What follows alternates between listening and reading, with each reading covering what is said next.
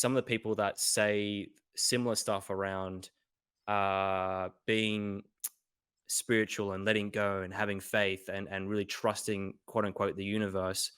But a lot of those people that I meet, they have no job, and like they're living, like doing odd jobs here and there, and they're trying to live in the moment, as they say, and they don't want to get a full-time job and various things like that.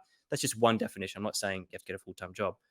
And when I thought about that, I thought about, um, like, as a collective, do you think that some people are required to do that because that's part of what the collective needs to do from a universal sense? Or do you think we all have our individual paths that we can influence? I think the example you just used is escapism. Mm, So I think spirituality is one of the biggest coping mechanisms to escape reality. yeah. So the way that I see spirituality is I use spirituality to understand reality. I actually use it to ground into reality. There are a lot of people that say that they are spiritual, that they engage in spiritual practices that are very focused on the ascension, right? The transcendence of this human experience, transcending emotions, being one with whatever, right? The way that I see it is this: the most spiritual experience you can do is to be fully anchored into your humanness, is to be so grounded in reality. Because why? Sorry, my camera's shaking when I get passionate. Because I'm like very handsy. Like, why would we incarnate here if we weren't wanting to experience the tangible reality? Right? So it's like the way I see it is that the most spiritual experience for me is to be so grounded in this reality, to absorb everything that this reality has to offer, including the things that cause the most suffering and pain for us, like duality and polarity, contrast, right? They're things that we've chosen to experience in this third dimensional time space reality for the expansion of the universe. If I'm not fully grounded in my humanness or in this reality, I'm actually bypassing the spiritual experience. So I see that a lot of people utilize spirituality as relief, and they confuse relief with true joy.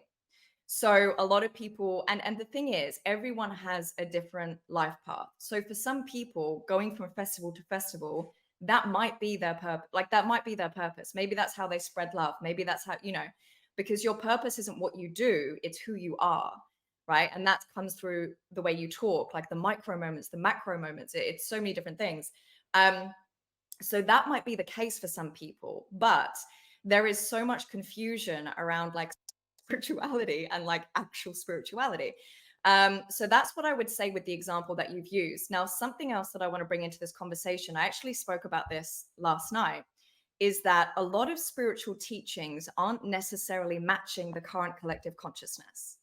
So I would say that a lot of like the time that we're in with where the collective consciousness is at right now is teaching us that we have the power to create our reality, right? Through seeing the vision, holding the vision, surrendering and trusting to that vision, and all of these other things. Like it's very much creation based, manifestation based, however you want to call it, right? There is also another layer beyond that, which is more like the Buddha style teaching, the non duality, the effortless action. That's like uh, high level spirituality. But if you take those teachings and apply it to someone that's not actually anchored into their humanness, so they're not actually doing the inner work or like transcending their emotions, that then becomes counterproductive because it becomes escapism, right? So it's Wow. like that. There's many different layers to this, but what I would say is the most important thing is that people are brutally honest with where they are at, right? I wouldn't class myself as a fully enlightened being.